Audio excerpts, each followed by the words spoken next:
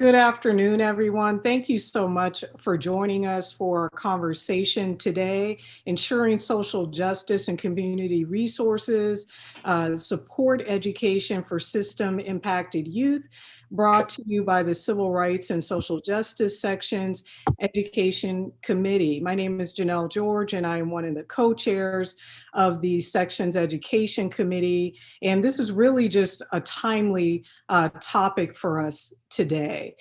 We have a distinguished set of panelists who will delve more in detail into these issues. Just a couple of technical things that we do want to flag as we get started today. If you have questions for our panelists as they come up, please submit them using the Q&A button. It's a little button with the talk bubbles above it rather than the chat. That way we can ensure that your questions get to the panelists, and we will allot time at the very end of this program for Q&A. With that, I will hand it over to the Education Committee's co-chair, the Honorable Judge Marguerite Downing. And I do also want to flag for folks that we will have a recording of today's program available as well. Thank you so much, everyone, for joining us. And Judge Downing, I will pass it on to you. Well, thank you so much, Janelle. It is my pleasure to be co-chair and part of the committee that is bringing you this insightful and informative program. It is our hope that the participants to this panel will gain insight in the global issues of providing an appropriate educational support for youth that are impacted by court intervention and court supervision. This includes youth in dependency and juvenile justice systems, as well as truancy courts. The panel will also share information on effective programming across the nation, which is community-based, impactful, and measurable. Panelists will also share their knowledge on solutions to close the educational gap and to improve educational outcomes for our youth and population, our youthful population. So let me start with Stephanie Nellens-Page. Ms. Nellens-Page is a lifetime servant leader and philanthropist. Her career has spanned the public and private sectors and is focused on improving outcomes for cities through infrastructure building and partnership development.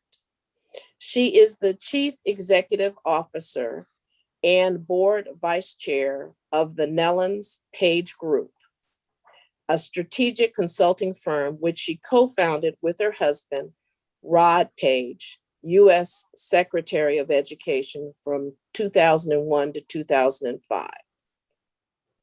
The firm provides business development expertise to the private sector, infrastructure investment entities, foundations, K-12, and other higher education institutions and cities, and also advises clients on diversity and economic inclusion.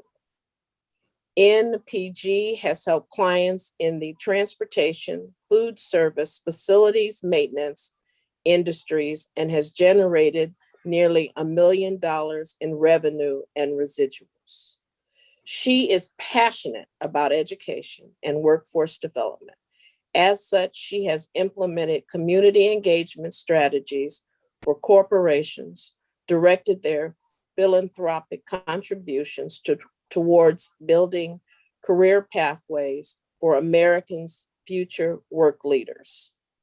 Her work in this area has allowed for thousands of vulnerable and low-income youth to access work-based learning solutions, college and career advising, and mentorship and coaching.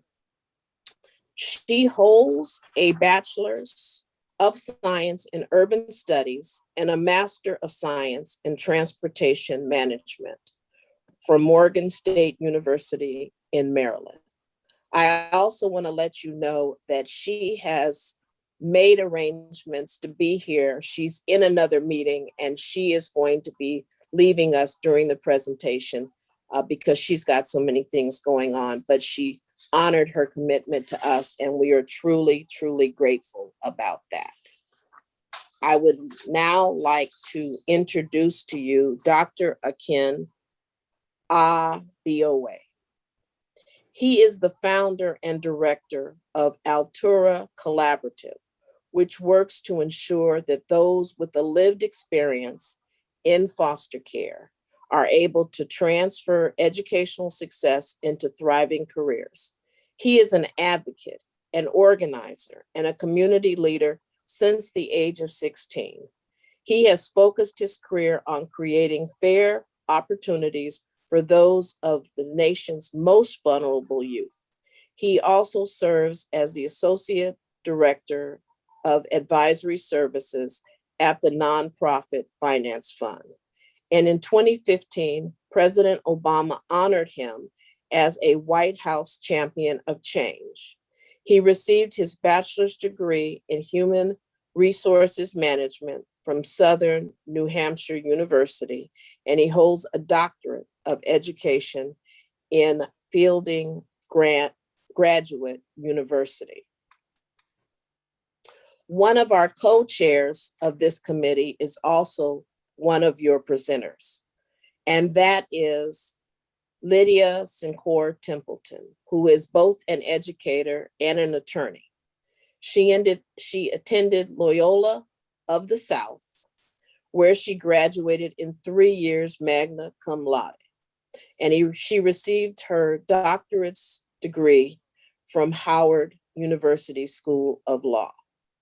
She has also received an AOL Makers Award, which is a national honor bestowed on women like Oprah Winfrey, Marian Wright Edelman, and Supreme Court Justice Sandra Day O'Connor. And it acknowledges great women making notable contributions in our country. She is the founder and director of the Children's Youth and Family Collaborative. It is a nationally recognized program serving foster and system-involved youth. She has received the prestigious Promising Practice designation from the Obama administration. And for over 20 years, her educational program has had a graduation rate from 80 to 100%. And she receives funding from almost every major funding source in Los Angeles County. I would also, before I do that, I do want to acknowledge that one of the guests who's going to be participating is Ms. Sade Daniels. She is the Curriculum and Training Manager Director at the California Youth Connection. And for those of you who don't know, California Youth Connection is a youth-led organization that develops leaders who empower each other and their communities to transform the foster care system through legislative, policy, and practice change. And then it is my opportunity to introduce your moderator, a very good friend of mine.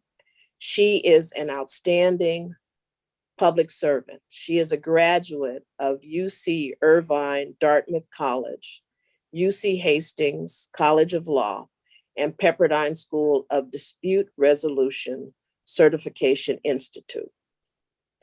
Ms. Conagar Macklin has practiced over 33 years and is currently serving as General Counsel for San Diego County Office of Education through her own private practice. She most notably negotiated a $118 million settlement on behalf of a local public school district for environmental damage. She is in her 4th term as an elected official and is president of the the school board for Pomona Unified School District.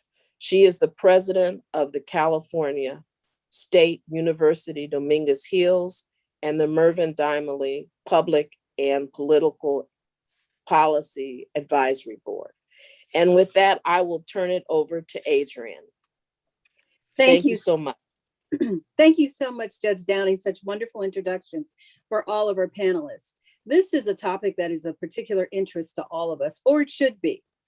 For years, we have dealt with systems that address outcomes rather than the needs of those who are in the system or how they are impacted by the system. Civil rights and social justice has always had a strong educational component. We know that education was a focal point in the fight against segregation. Over 60 years ago in Brown versus Board of Education, one of the most important and pivotal cases in educational attainment, and in the Melendez case, among others that have impacted educational services both in and outside of the system. And although the focus on this multifaceted issue has evolved and encompassed so much more since then, disparities have resurfaced in different areas and forms. As we have formalized our juvenile court and community system, as well as our foster care system, we see a need to have social justice in the education of these students, as well as others in the aftermath of being in these programs as well. The need to have social justice still exists in the educational system. It is focused on containment and existing in systems rather than what needs to occur during the process and the outcomes for students versus the data to show that a system has produced or exited so many students. We have spent a lot of time and money as a society creating systems to care for children who have entered the system and that have been societally defined to include children in foster care, juvenile justice systems impacted by the courts. But is that really how we should be defining the system impacts, or should it be more appropriately system impacts on students who have exited this system and also survived the system? We are fortunate to have our distinguished panelists today, and I'm anxious to get started and jump right into the questions. Let's start with Dr. Akin Abioya. Dr. Akin, does that definition read to the exclusion of other groups of students who are system impacted? How would you change that definition? Yeah, so I think, there is always a struggle to have kind of very inclusive definitions, right? So we have to always define who we're talking about and the people, and remembering that we're talking about people.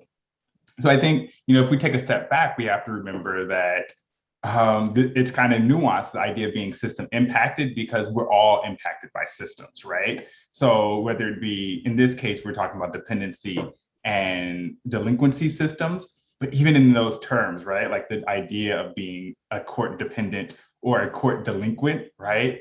In and of themselves are already harmful in their language of how we're talking about people. But I think what's most important is really remembering, I always talk about our nation's most vulnerable youth, whomever they are, right? And remembering that, like, at the end of the day, we're trying to make sure that we're supporting all kids, right? So kind of there's this idea of like targeted universalism. So we want to make sure that all of the things that we're doing almost de facto benefit everyone else, right? So if we're working to support these most vulnerable youth, whether we're calling them system impacted, calling them by their names, right?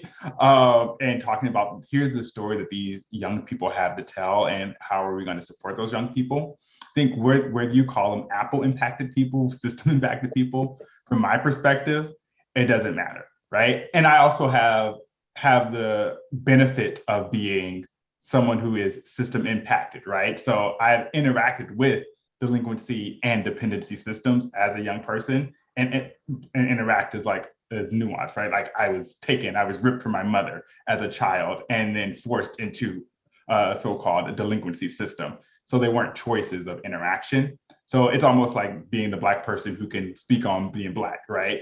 So like my perspective is very much my perspective of having lived that experience.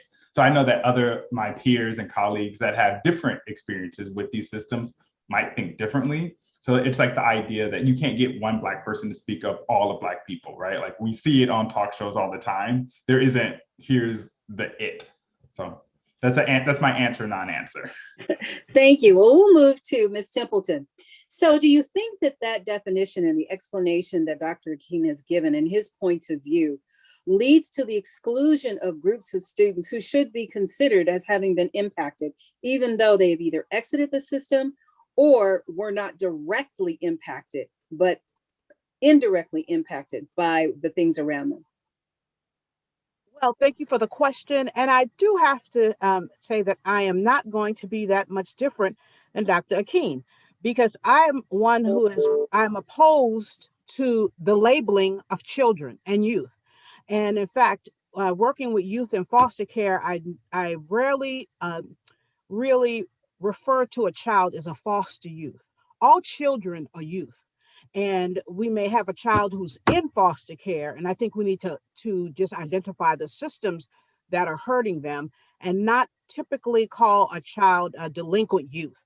Delinquency, and we have to be careful about how we refer to children. And so it's important in saying that all children are youth and that we are all impacted by systems, but the key is, how do we overcome what system I'm involved in? So that should be the focus, not the labeling or not determining that that child is in foster care and all, because all of the experiences and the individuals who've gone through foster care have different experiences. We know what the dismal statistics show us.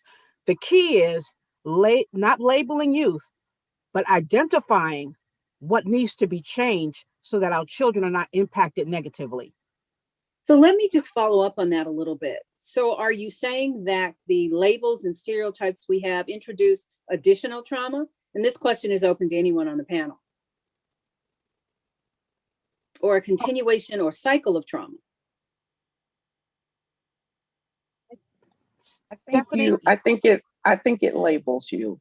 It continues to cause trauma.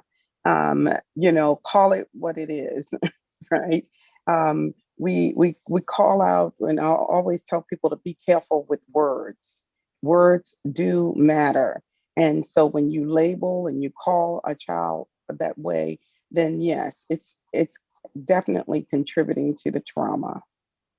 Okay. So we have systems that routinely refer and label students a certain way or children a certain way. How do we begin to decompact this system? Dr. Akeen? Oh, that's heavy. But you're heavy, so you can answer it. Yeah. All right. So I think, again, I'm always coming back to this kind of root, right? Like we always talk about what is the root issue. Is we have to remember, if we're talking about education system. So I'll kind of like try to keep us in that boundary right now, right? But we have to remember that education systems are a part of more broader systems, right? Individual institutions of education are part of a broader system. And as you keep going up this chain, you're going to end up at a system of capitalization, of capitalism, white supremacy, right? And so then you think about, well, how do you undo this within that system? You can't, right? And so I'm not saying let's go tear the system down per se, but what I am saying is you have to acknowledge that you're chasing your tail here, right? So how do I undo the harm in a system that's constantly doing harm, right? It's like putting a Band-Aid on a hemorrhage, right? It's, well, sure, we've addressed this but one system. So I think about a few years ago when I was working with public counsel, shout out to anyone from public counsel who might be on the call now, and who was doing some work in LA, and they were talking about a student who was living in foster care and actually had kind of realized that situation wasn't the best for them, and they end up moving to live on top of the roof at the local high school, right? And re-traumatizing that person. It's like, well, impacted by now delinquency, dependency, homelessness, most likely food insecurity. So like all of these things, mental health, like all of these things that start to compound. And really, instead of schools providing a safe haven, like many of us on this call might think they should be doing, they actually become tools for the perpetuation of capitalism. And so by definition, they can't be providing a safe haven in the community because that's not what they're designed to do. And so we have to stop looking to schools to solve problems that aren't created by the school per se, but think about what are government agencies doing, right? Like organizations like CYFC I was in the program, so y'all do great work as a kid. They shouldn't exist. The government should be providing the services to the people. The people shouldn't have to be trying to fend for themselves. So. Okay, but when you talk about the systems and how they're integrated and interrelated, we know that there are certain things that we can do to stop the stereotyping. There are certain institutional rules, regulations that we can put in place that are more child-focused and child-centered rather than system-centered. So when I ask the question about the stereotypes, Ms. Templeton, maybe you can answer this. How do we reframe the expectations and make that a part of the dialogue that these quote unquote systems use in order to provide services to you? Well, thank you for that question, Adrian. And as Dr. Keen, I'm going to have to just agree with you. Whew, she gives these heavy questions. It's critical for us to look at systems, but we also look at who's being impacted, individuals. And I think it should be a different approach. The approach can no longer be that we work in silos. And I think we're finally starting to see that. The critical piece is that we're dealing with lives and human beings. So therefore, we should be people focused. There's also something in my beliefs and believing of how, when you look at poverty and you look at people, we should frame our laws so that we help to get people out of poverty. Well, the same thing is we should frame our laws and our systems to help children. And how do we do that? That's by all people, all systems working together. Child welfare system has to work with the education system. We have to work with the penal system. How do we avoid? But prevention. How do we prevent our children from getting to the penal system? Are we focused there? No, we begin to focus on the penal system when a child is in delinquency. And is delinquency defined to get the child out of a system that of recidivism? So I think we look at it wrong. I think we have to change how we look at it. We have to just tear it apart, sit at the table with all new ideas and bring up the focus of being truly child-centered as the center, and then working our way out. What's impacting our youth? What's hurting them? And it has to be individualized when you're implementing it. So it can't be a checkbox system. So everything, you just can't fill out a document. Okay, it's done. No, we have to look at people, focus on people first, and what's impacting and why are the children going into foster care? Question. That's what we need to do. The Socratic method. We have to begin to ask the questions of what's happening. And I'll be quiet because I'm going to hurt. No, it was great conversation. Thank you. I'll turn to Ms. Page. Ms. Page, so you do a lot of work with workforce readiness, with low-income families, with wealth acquisition, and trying to create a space for people to realize their true potential. But a lot of those you deal with were a part of the system. How do you think we can change or prevent or frame the expectations so that we start addressing the issue before they come to you? What can you do to start, as a business leader, start to tell the educational community or the court system about what needs to happen in order for them to be successful? I know it's a lot, so feel free to no problem. You know, one of the things that we've done that's been very innovative, and I'm going to try to talk real fast before somebody else starts talking in the airport.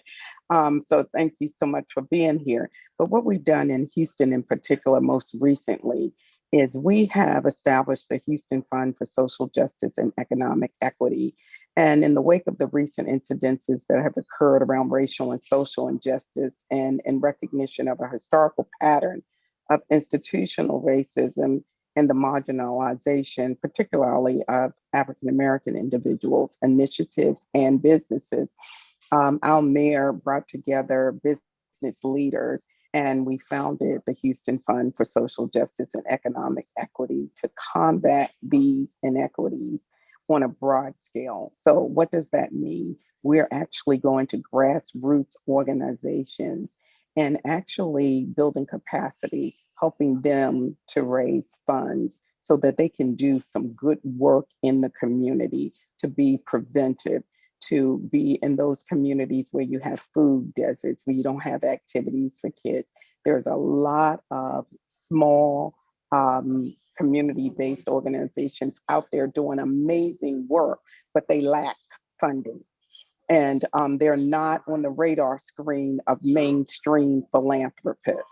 So these business leaders, they have a network to talk to different philanthropic organizations and raise the money to help fuel those organizations so that they can be preventive and have wraparound services to support whatever workforce development may be doing, whatever some of the other public systems may be doing, but they will support because they know the kids, they know the students, they're in the neighborhoods, and they're right there. And but a lot of times they just lack funding. They just lack the resources for training and things of that nature. So that's one of the things that I've been working on most recently. And actually, we're going to have our official launch on tomorrow in Houston. And we will hope we can get more donors so that we can help these smaller community-based organizations. Awesome. Thank you so much for that. Let's talk about the statistics, because the statistics drive the conversation and they really tell us or inform us about what it is that is impactful, what happens later. But the statistics don't tell us how we get there. And they're not always all encompassing. They aren't longitudinal enough to really see the impact and what needs to change. So Dr. Akin, can you address that on the impact of statistics on this issue? Yeah, absolutely. And my response is actually going to be directly connected to your most recent question. So there's some research coming out of an organization in South LA called Peace for Kids, where they're really looking at how media is framing and shaping the narrative of youth with lived experience in foster care. And what they found out is that there's this idea that people come into these professions of social work having adopted a narrative about people with these lived experience in foster care based on a lifetime of exposure to media, right? And that they enter their training, whether it be social work, whether it be legal, with this already preconceived notion that's already been adopted and almost ingrained into their psyche. And so it's kind of these mental models exist now. And so then it leads to like a lifetime of exposure for young people in care to these negative stereotypes that then provide this kind of like this idea of the looking glass self theory, where people then say, well, everyone believes that I'm a high school dropout. Everyone believes that I'm a criminal. Everyone believes I'm XYZ. So now I might as well do that. And I adopt these negative stereotypes, and then they lead to these negative outcomes, right? So it almost becomes a self-fulfilling prophecy. People with these experiences don't do XYZ. They hear that for 10, 15, 20 years, and then they adopt those. And then it becomes, see, I told you that's what these people kind of have, right? And so really we're looking at how do you not only, it's a weird, you have to train folks who are, doing direct services to young people on like understanding and uncovering these negative stereotypes that exist and how do you combat them. And also you have to reshape all forms of media, whether it be social, news, print, and then even narrative media in the form of like television dramas, right? Like we look at Law and Order as like the running joke. It's like usually the criminal is someone who experienced foster care, their mom was in jail. There's like all of these things happen. I like go watch it. You'll pick up on it. So there are those uncommon areas of like that we don't even look at when we're doing all of our trainings, right?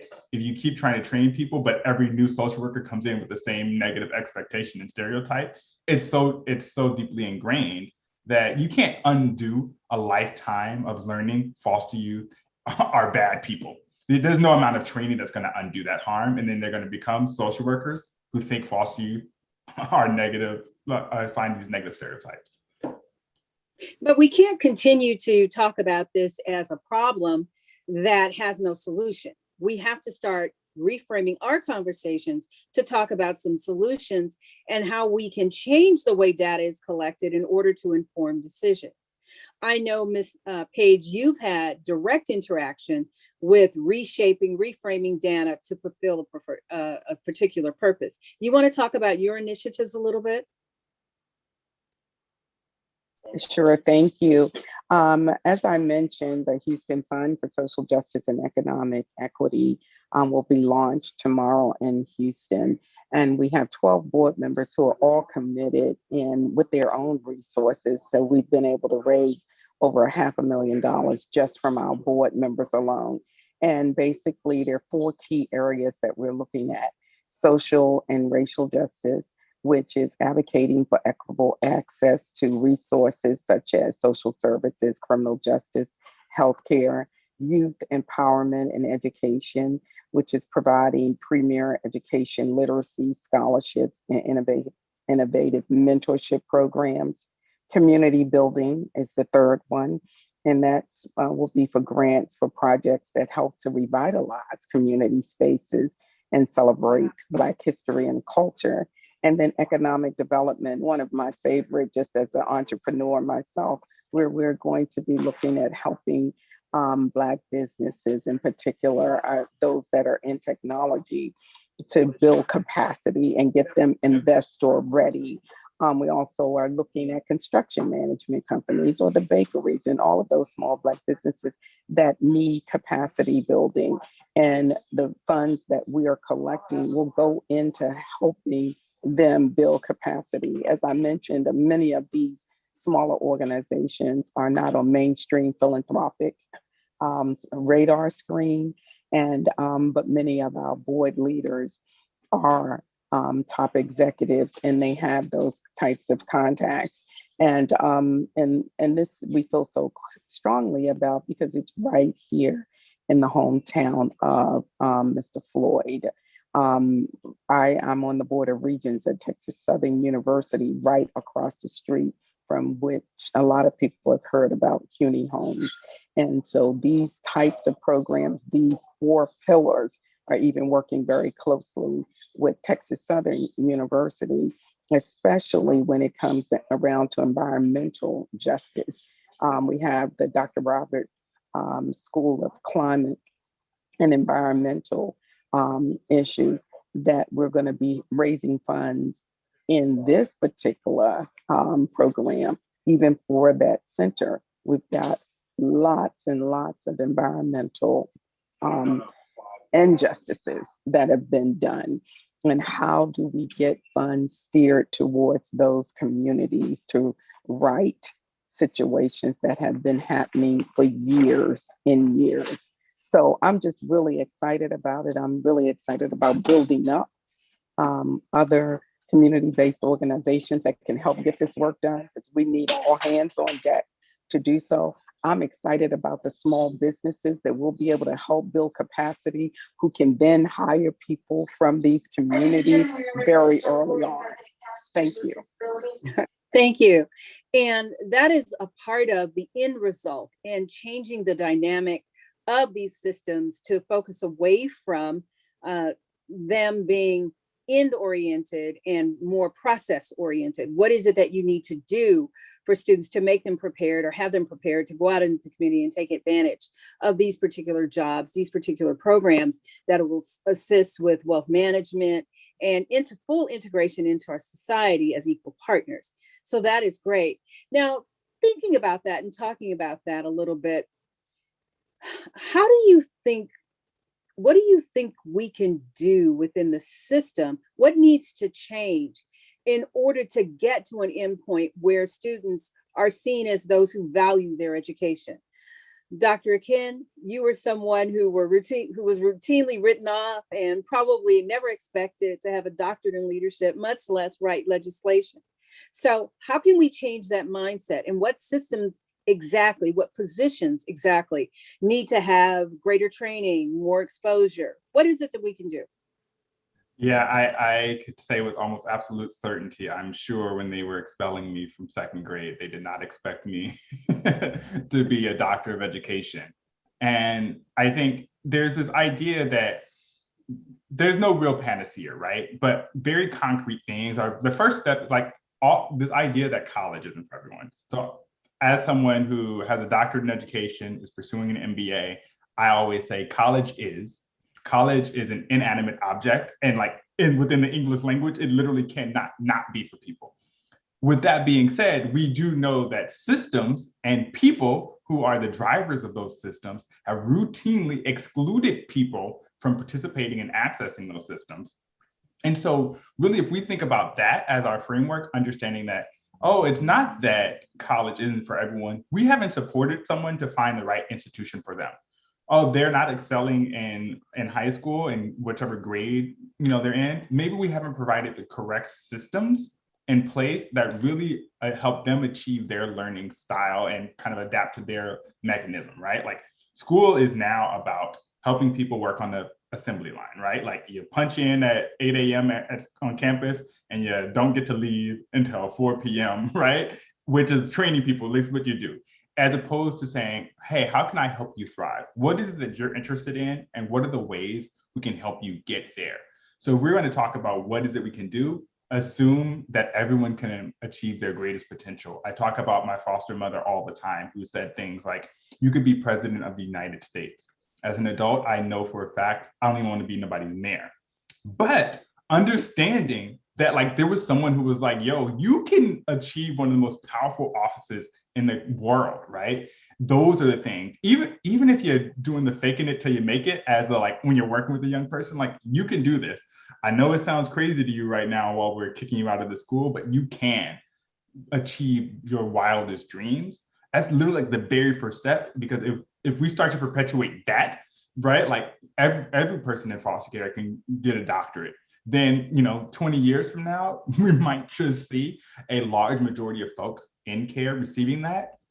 And the last point on that, as evidence, as we're looking into some research that is suggesting that those who have experienced foster care that go on to gain a bachelor's degree are more likely than their peers to actually continue their education into graduate school, right? So someone who's experienced the trauma of foster care, if they can kind of achieve a bachelor's level degree, they are more likely to persist in their education at much greater numbers than folks who didn't have that same experience.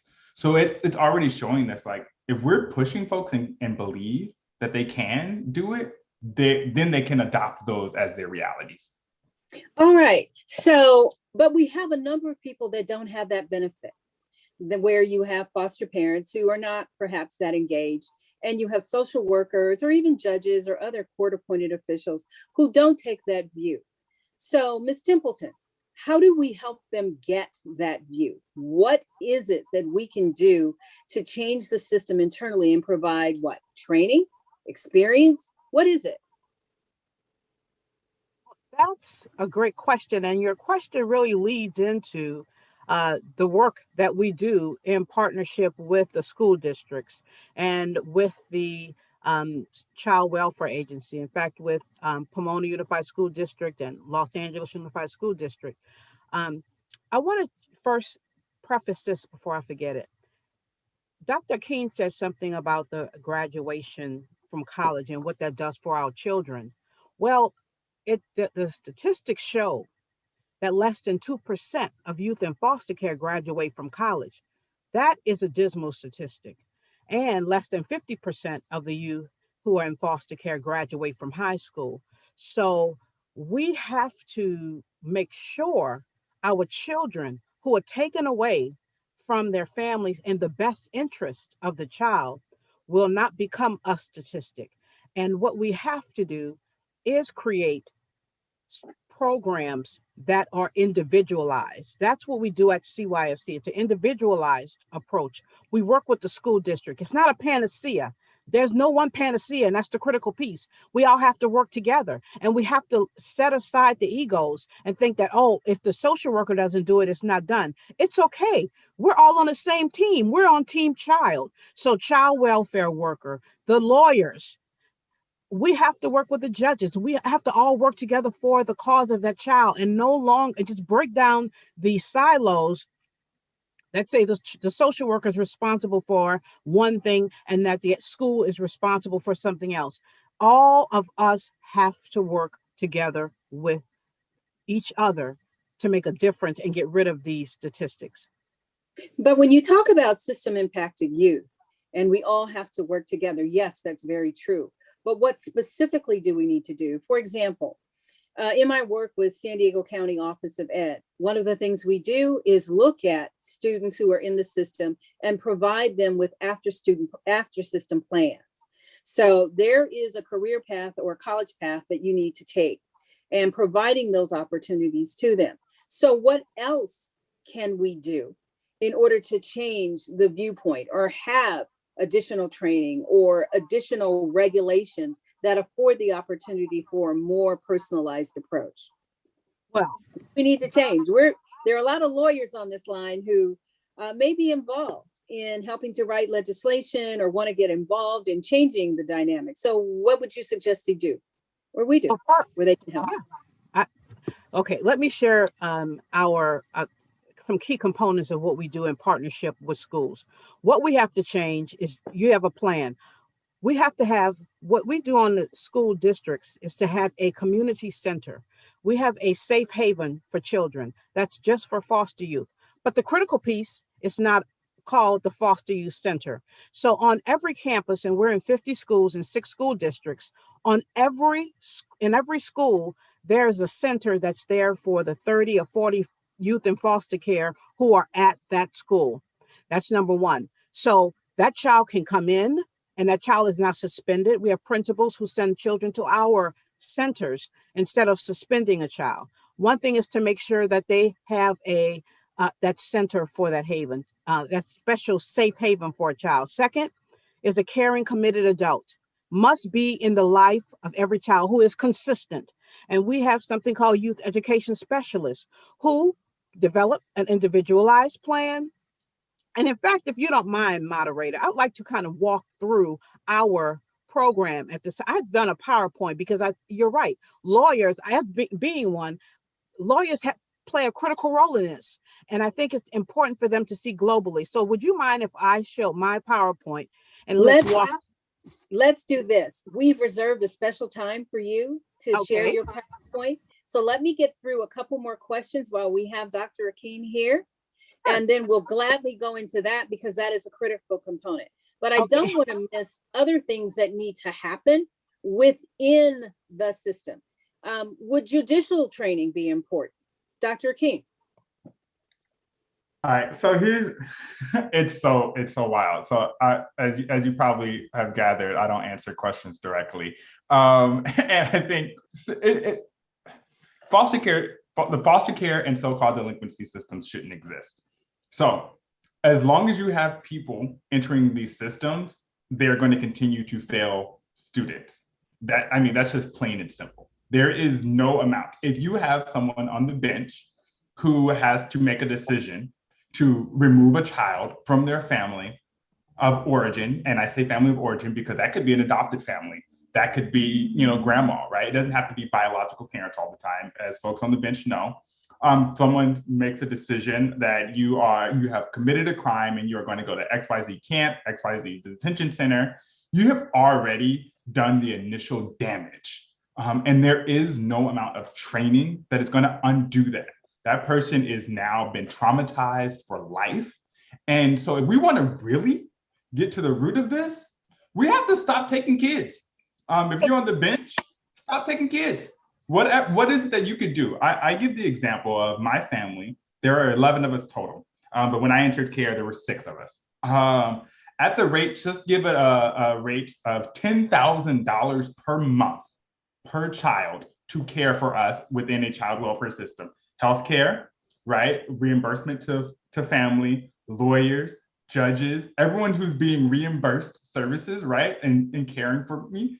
So let's just give it a modest $60,000 per month at what it costs because I was neglected, left at home alone as a child. Well, $60,000 a month could have bought 24/7 care by 4 people, right? And so remembering that, as wild and extreme as that sounds, it is even more extreme to think that a system can take a person from their family and do a better job than people who are there and love them every single day. So the idea that we could train the judge and give them, we can create new laws, we can do trainings. I've done it all, and I do it for a living. I do trainings, I do all of the things we're talking about, but those are merely kind of symptoms of a more globalized issue, is that we are taking children from their parents, and no training is going to make that right or prevent some of these kids from having negative outcomes in life. That's A plus A, right? Like, yeah. You're speaking to a larger systemic issue that is very true, very true. But judges have the power to change that dynamic from the bench. There are certain things that they can do in their analysis and consideration. So, Ms. Templeton, would you say that more insight for judges into the system and what a student really needs? I know that certain judges, for example, Judge Downing, will ask a student, what is it that would make you feel more successful? Rather than asking maybe the social worker, where is it the child needs to go? And putting in orders that would insist that there is an adequate placement that is consistent for the child. Meaning they wouldn't have to change schools if they were to change placements. They wouldn't have to have their lives upended and disrupted. So things of that nature. Are there things that an attorney can advocate for and a judge can do by virtue of a court order? First, I just want to say I agree with everything Dr. Akin said. And I choose to, in order to do this work, we have to look at what are the solutions. And the solutions are to the problems that have been created. So I see it as a bifurcated issue. There are already problems that exist that we have to solve. And then there's the piece of creating new trainings, new programs, new ways of doing the work to change what's happening in our communities. There's a lot at the root of this: poverty, racism. All of those systems have to be changed to impact what's happening in the courts. So this is a huge issue. And I think that a piece of it for judges and lawyers is something that we're doing. Referee Sherry Sobel has used the educational rights holder in California. That the statute was already there, but it's now being used to make sure that it is helping our youth, that every youth in foster care will get an ERH. The ERH is a critical component to also helping the lawyer, the minors counsel, helping the judge, and making sure that they know the story of that child's life. One thing I could see changing is, as we have created this new partnership with CLC, the Children's Law Center, and the BEST initiative, and making sure everyone has an ERH, is that the judge and the lawyer will see the report, academic report on the child. So everyone needs to know what's happening with that child. And that's how the judges can also be able to look at, oh, this child is going through a lot of trauma. There's a lot going on here. And we don't have the time to address every solution to the problems that's been created by systemic racism and poverty, and that disproportionately we have children here who are in foster care in California, are brown and Black children. Are we saying that children, because they are minorities, should be in foster care? No, I don't think we're saying that. I think what's happening is that we're not addressing the root cause of all of these problems: poverty and racism. And that is something that can be addressed.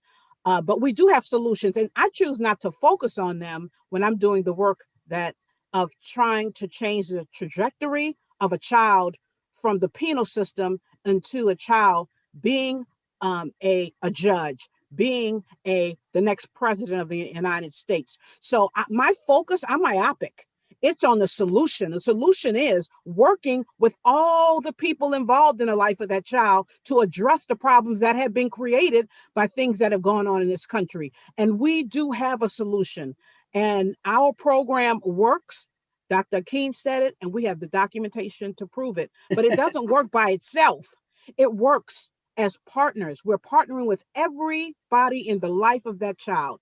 And that's how we're going to have to address to change what's happening to children. Okay, so what I'm hearing is that there are opportunities for lawyers and judges to increase their knowledge base, increase their skill set, be more introspective, and rely on those that perhaps have the introspection that they may lack because of their own biases, deal with that, but at the same time, get involved with crafting solutions for the child. Is that correct? Is what I'm hearing from both of you? All right. Well, now may be a really good time to go through your presentation, Ms. Templeton, and talk about some of those services. I know we have a number of questions in the chat that concern that, and CHR or ERH. So let's talk about that before we move on and conclude. Okay, great. Thank you, Allie. And next slide. I want to just share with you our approach and our response to working with system impacted youth and addressing the challenges that's been created by breakdown in systems. The approach has been from a global perspective. In 1995, I traveled to Africa to serve as a country manager for Rwanda and Zaire, and was sent then there charged with the responsibility of designing the humanitarian response to the Hutu Tutsi genocide.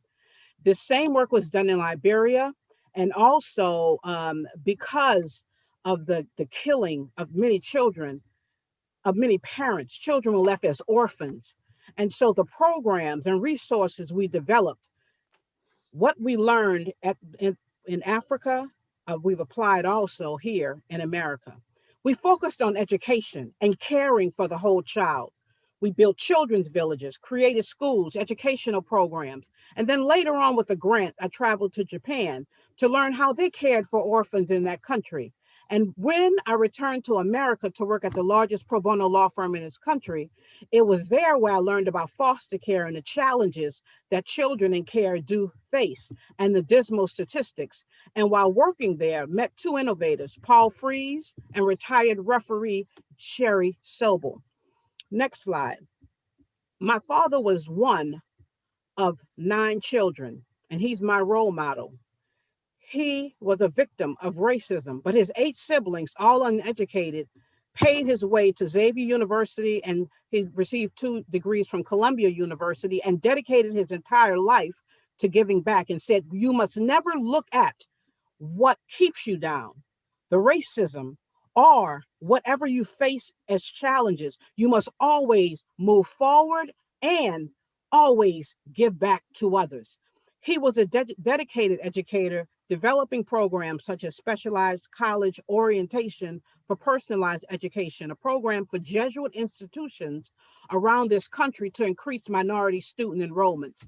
My father instilled in us the importance of getting education, and something he told us frequently is the philosophy for the creation of a model that we created for youth in foster care. He said, you can always go back to college, but you cannot always go back to high school. Every youth in foster care must at least graduate from high school. And that has to be a non-negotiable for everyone involved in the life of that child. We look at less than 50% of the youth who are in foster care don't graduate from high school. Innocent children who are taken away from their parents in the best interest of the child in the foster care system, and they go to other systems, the penal system, the welfare system, and on and on and on. So what our response has to be is to address the dismal graduation rates of youth in foster care. We've created a model that when you look at the model and it being implemented with fidelity, we have a documented track record of 80 to 100% of youth graduating for the last 22 years. Next slide. In a nutshell, what ARISE is evidence-based. It's the recipient of education Innovation and Education Grant from the Obama administration, received the Promising Practice designation, which means that if it were replicated, we would be able to address the dismal graduation rates for our youth. And that is what's critical. If it's replicated, we want to replicate and provide this program to others free. We're not trying to be a Macy's or a Walmart or any other large corporation. We are addressing a social ill, a reason why nonprofits was created, to create and then go out of business. And that's what we're hoping to do, to provide this program to others and coaching and training them on how to address the underachievement of foster youth. Next slide. When implemented with fidelity, we can guarantee the success. This is our theory of change. And the theory of change has some very key factors that achieve this success. We talk about what are some of those things. Partnerships is one of them. Partnerships with the school, with the social worker, with the biological parents, with the lawyers, with the judges. It's no panacea, but everybody has to work together. Second, caring, committed individuals. There must be someone consistent in that child's life who is there for that child every day. For us, it's the youth education specialist on the campus of a school every day that the child sees, and the training that must be provided to people in the life of that child. How do we work with children? It's all based on one key thing: developing a relationship. Children have to have they want relationships with you. They don't want to be treated like a commodity. What we also have incorporated in our theory of change, individualized plans. This cookie cutter approach has to be thrown out of the window. We must have tutoring that address skills deficits. Everything must be individualized, and it must be a center on campus that is their village. It is dedicated to them for so that they have a consistent presence. Next slide. This program has 3 components: relationship-based academic remediation, which is tutoring plus, and it has the youth education specialist that works with the child. The second component is the academic case management. That's an individualized plan where the child participates in the development of the plan that will help them become successful. And the youth education specialist gives reports to everyone involved: the lawyers, now the judges, the social workers. We give reports to the schools, to teachers, to the administrators, and also to the students. This is the student's life. Why are we talking about the student without providing them reports and giving them feedback on what's happening with them? And the last component is that of support services. We must partner with all of the persons who are involved in that child's life and find linkages in community resources. Next slide. The critical piece is the training. We have developed a 40-hour training that can demonstrate and show people exactly what needs to be done in the life of a youth in foster care when they are at school and when we report to the Minors Council and with the teachers. It is fully documented. It has been implemented with fidelity in over 6 school districts and 50 schools. And when implemented with fidelity, we can assure you that the child will graduate and go on either to college or to a community college. The next slide. What we have now created, working with 2 incredible innovators, is BEST, Bolstering Education and Successful Transition. And I'm calling this an Honorable Adrian Macklin. This is one of those changes we talked about. This is a triad for systems change, where every child will have an education rights holder. And with the education rights holder, what it means is it's used to be a special education surrogacy. And that's what the child in foster care would have, is a person advocating with the judge, working with the court, and coordinating with Children's Law Center. The second piece is the community resources. We have a database of partners ready to assist the ERH, ready to assist the Minors Council, everyone and anyone that can provide a service to help the children. And the third component, of course, is Arise. What we believe is that all of the components have to work together. We work with DCFS, work with the social workers, work with the school districts. And we've been successful in making sure that the information is shared with everyone. That is how we are going to have success. And our last slide shows you that this is the overview of what we've done. We have a consistent, committed, caring individual. Our youth education specialists, when they serve and work at a school, they must be there for an entire year. We ask them to agree not to leave a job in the middle of the year, because that's also a component. Children need the same persons in their lives.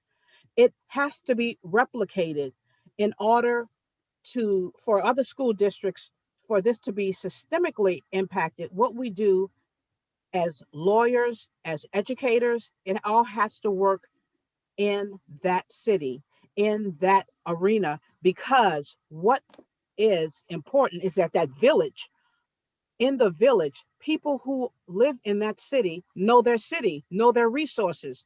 It's natives in those cities that can make the difference and identify the people who will make a difference in the life of a child.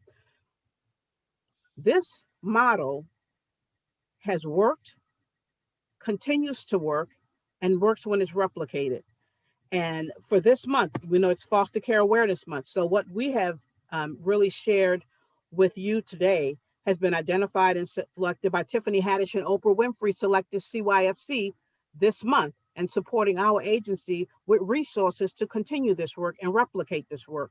And also we partner with the Change Reaction, another foundation that's identifying the individual needs of not only system impacted youth, but other people facing situations where they're in poverty.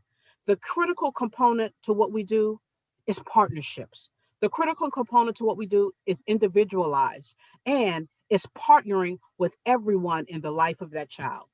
That is our program model. Thank you for allowing us to share information about it. Thank you. Thank you so much. That was certainly valuable information that I'm sure others on the line on this Zoom today will definitely use. And it's clear you have extensive experiences in creating business and looking at private sector's investment to reframe social policies involving all of the stakeholders that we've talked about today. So if someone wants to make this a career or convince their firm to invest in handling these cases or being a part of this social reform, and they can make money on them, what would you say? What are some pointers you would give them? Dr. King, feel free to jump in as well. Yeah, I'll let Lydia talk to this piece as a lawyer and member of the association. Could you repeat the question? I was reading the chat. I'm sorry. Sure. If someone were to make a career out of this, or convince their firm to be involved in helping to advance the rights of children, how can they make money on this? Because there's a common perception that you can't make any money, therefore it's not a profitable venture for a firm, when it may very well be. Do you have any pointers on starting a practice or integrating this practice, or just getting involved? Because you've been very good at integrating this type of work into your own. Well, if you're trying to make money, one of the things I have to, it's for the, well, I'm just going to just put it out there. You're my colleagues, you understand. For the first 12 years, I made no money. In fact, I had to invest all of my savings into creating this program with others. Others created and donated money also. Money is not the driving force. Can you make money? I'm sure you can make money. There's so much money involved in, as Dr. Keene talked about, the $60,000 that helps the foster family or a person take care of a youth, maybe if it was given to the family. I don't know the answer to that, how to make money from in this as a lawyer. I worked for a pro bono law firm. You're asking a pro bono attorney, how do you make money? I don't know. And most of my work has been pro bono. Even my volunteer work when I volunteered at Covenant House, everything has been pro bono. So I apologize. I can't answer that. I'm sure there is.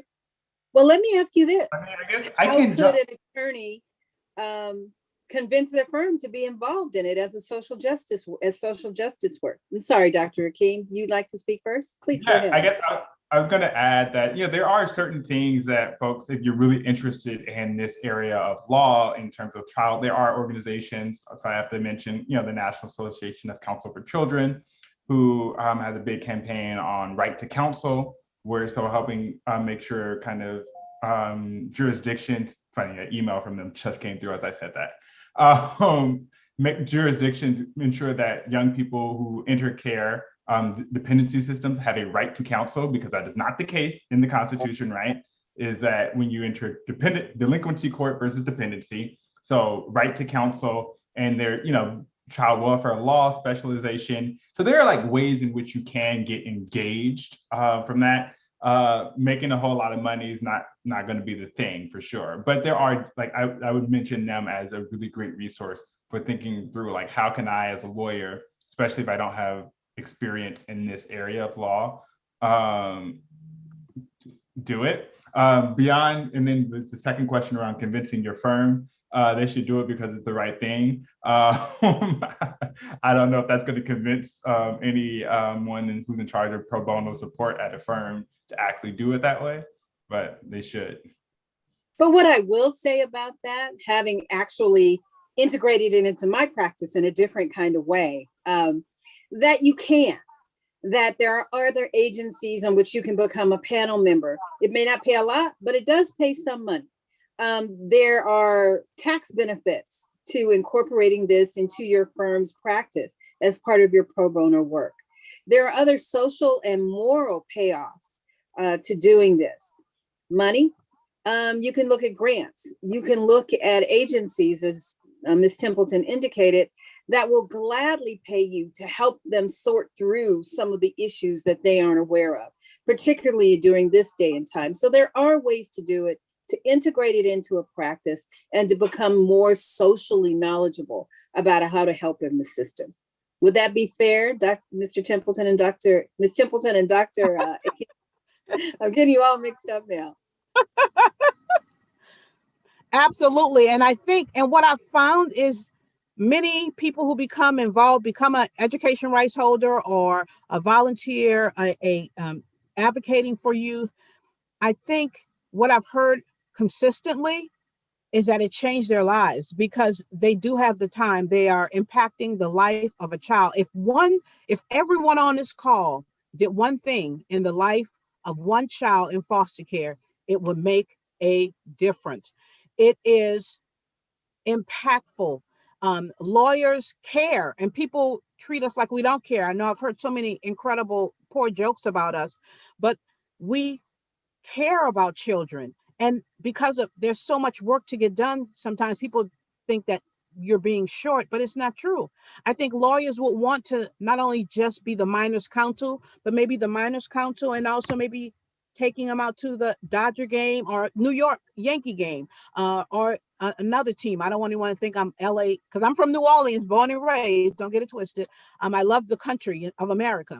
So there's more for us to do, to be human in our work. And that's what I'm saying. Connect the lawyers to the life of the child on a day-to-day basis. And I know that it will change even their perspective, because it's hard for us as lawyers sometimes. We're just trying to get the work done. And the child also needs the nurturing, even during that process. Through that whole process, everything is relationship-based. Thank you so very much. This has certainly been a wonderful and insightful panel. I really appreciate all of those who have attended, for asking such pointed questions, for making comments. It's been really good. And we all know that there are attorneys assigned to minors. They all have a right to counsel. But the question is, what kind of counsel are you to these children? Well, I want to be clear, not all children in care have a right to counsel across the country. That is very true. That is very true. In specific cases. Yeah. Very true. Thank you so much. That's why we have you here, for a more global perspective. Now it's time for questions. Are there any questions that we have? Let's look. All right. I see this. How will we be receiving contact information for the panelists?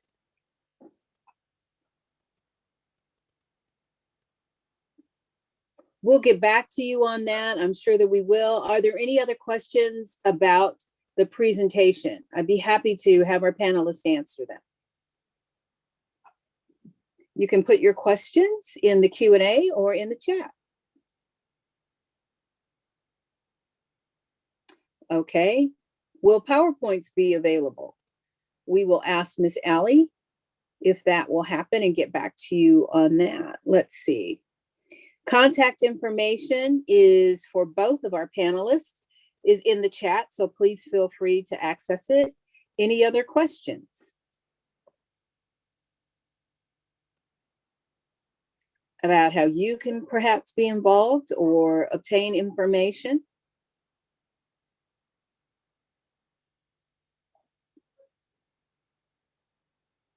This program is recorded and there are other resources that will be available. So that includes the PowerPoint, one of our questions that is. Dr. Templeton, what is the name of your organization and how can we become involved? The name of the organization is Children, Youth, and Family Collaborative. You can reach, I can put my email address in the chat and contact information in the chat. All right, great. Is there anything else before I turn it back over to Judge Downey and Ms. George to close this out? Questions? That has been answered. Okay, let's go back to the Q&A. What research articles or authors would you suggest on this topic? Dr. I'll jump in with one thing because everyone's got a whole bunch of, the body of research on everything we talked about is so massive. I think one thing that I talked about a lot was the idea of framing. So I would like look up this, it's called like framing theory. It was published, what journal was this? I don't even remember. But it's Dennis Chong and James Druckerman, who were then at Northwestern. So it's like framing theory. If you go on the Google and Google framing theory, I think that would be a really, really great place to really like think through like, what is it that we're doing that really perpetuates these negative stereotypes, and how is that framing then adopted by the young people we're purporting to serve? Thank you. And you're able to put that in the chat for us, Dr. King, the name of the resource? Find a link, yeah. All right. And there are also resources that we can put in the chat from Allie from the State Bar to answer some of that questions. The next one, is there any collaboration with court-appointed special counsel or special advocates, CASAs, in this work? Oh, absolutely. The CASAs, yes, they're a part, they have an integral part. And again, it's a caring, committed adult. They can come in. We believe that all children should have an education rights holder. We believe that the CASAs are important. We believe that mentoring is valuable, and volunteering with organizations by doing tutoring. Of course, you must be trained and you have to pass some skills tests in tutoring. I don't think I would pass the trigonometry test, but I could do history. So there's a lot that can be done, but absolutely, we love CASAs. We love caring, committed adults in the lives of our children who are consistent. All right. Another question. Thank you, Ms. Templeton. Any other advice for supporting students getting individualized educational support who don't have access to that program that was spoken of? How do we work with what we got in the schools right now, or what we have in the schools right now? That's a good question. one of the important things to do is to reach out to see what are the individual needs. If you're looking for tutoring, what tutoring is available. So there's a lot of community resources. I think Ms. Nellens Page said earlier how there are a lot of grassroots organizations doing the work. There might not be a lot of marketing and you may not have heard of them, but the key is finding out, going on the website. You know what? Google is our friend. And I love Google.